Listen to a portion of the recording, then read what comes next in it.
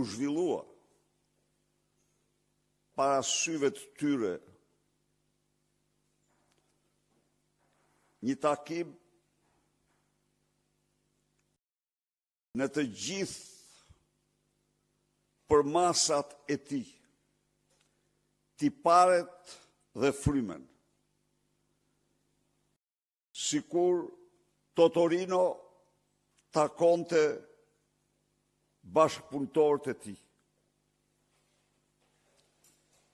Ky takim në të cilin nga analiza e ftyrave, ju nuk do të gjeni dot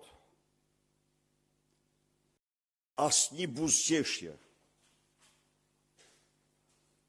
asnjë lëvizje koke, asnjë reagim, sikur të ishte një takim mortor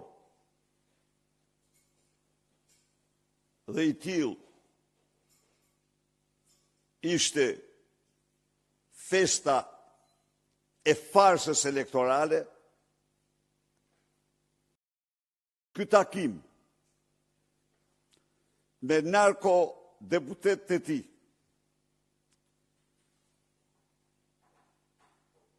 me përfaqësuesit e bandave më të rrezikshme të Shqipërisë, rajonit dhe Europës,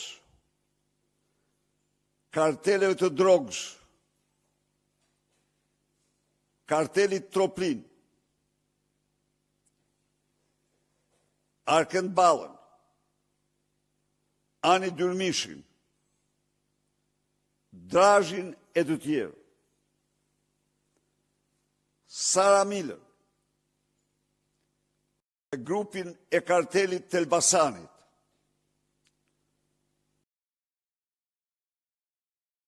përfaqësuesit e shytëve, Julianit të Pashakos, Renato Salih dhe Arben Qimës, përkatësisht Klosi,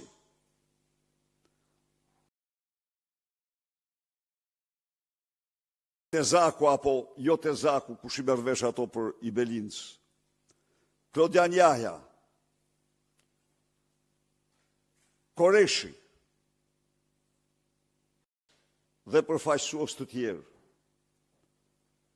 të Bajrëve, të Tukut, përkatësisht Shkodër dhe Lezhë. Pra, ky ishte Ermet Peçve,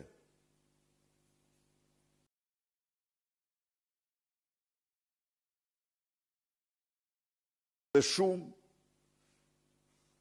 përfaqësuesve të tjerë të botës së krimit. Në këtë takim,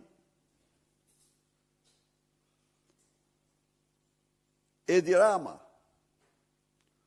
u tha shqiptarëve se Kërbaçi i tij është spaku. Lvizni po desh, u tha atyre. Ja ku e keni spakun, që është në duart e mia, duke ditur se ata janë një sërim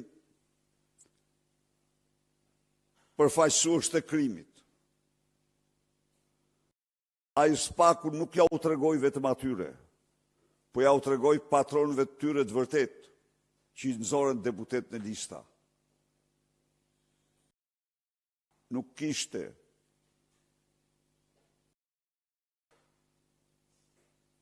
edhe Enver Hoxha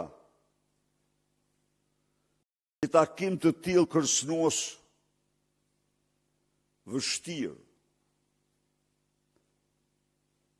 se do të arrinte. Ai foli për Altinin një lloj si Enveri për Arianitin.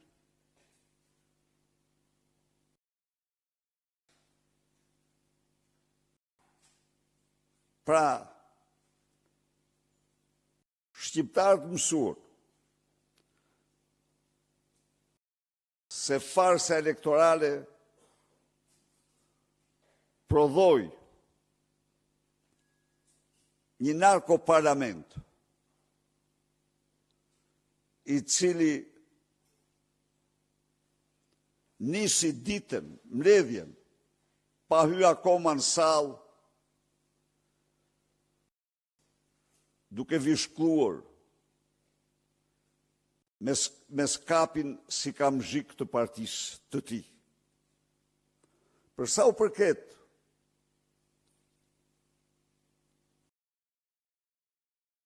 etiketave që përdori Edi Rama,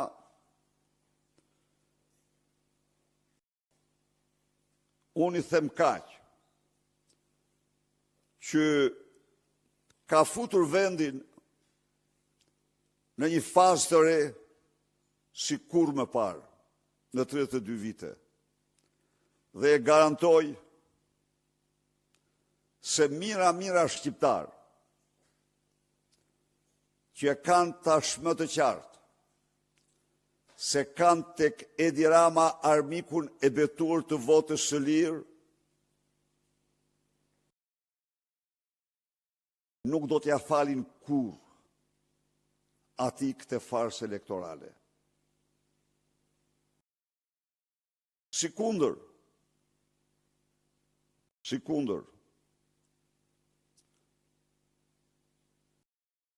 shprehbindjen dhe besimin tim se raporti i komunitetit ndërkombëtar kundër të cilit Edi Rama po paguan shuma të jashtëzakonshme për ta ndryshuar, telefonatat pafundme, por nuk do t'ja arrijë. Raporti do t'jetë pasqyra më e vërtet e kësaj farse, për të cilën dhe njëherë fjalen do t'a kenë shqiptarët. Ka vetëm një rrugë, largimin e Edi Ramës, qeveri teknike dhe përsëritje e zgjedhjeve. Asnjë alternativë tjetër nuk shpëton shqiptarët nga farsa elektorale e instaluar në Shqipëri. Tu do shihni fytyrën e Blendi Gorxhes. I ke apo si ke ato? Ja. Ky Xhabafti, përfaqësuesi i Xhabaftit me akreditime falso në qendrat e votimit në Vorë. Kanë, se janë një bandë këta, nuk janë vetëm, janë 3-4 janë Xhabaf, pastaj kanë të tjerët për rreth tyre. Tjetër. Edhe të policisë, ti që vjen, edhe do raportojës prapë. Analogshi po mbron qytetarët nga një bandë e rrezikshme. Pata dhe ja patë akreditimin e ati. Si plaga ime. E me plaga ime që kam bërë më të bukur se mirë. I raportet të shpakur, edhe të policisë, ti që vjen, edhe do raportojës prapë. Ti do raportojës prapë. Për Edi Ramën, Ti, asu, e marë.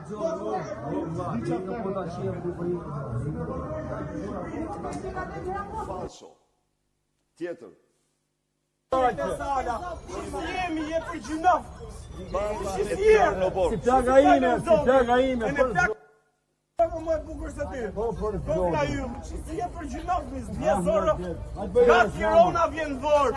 Kam lind tu në shpatjen. Unë kam lind këtu. Gati do vish me këtë malogun këtu. Hajde, Gërnecin e bot. Edi Rama me i boni pallatet.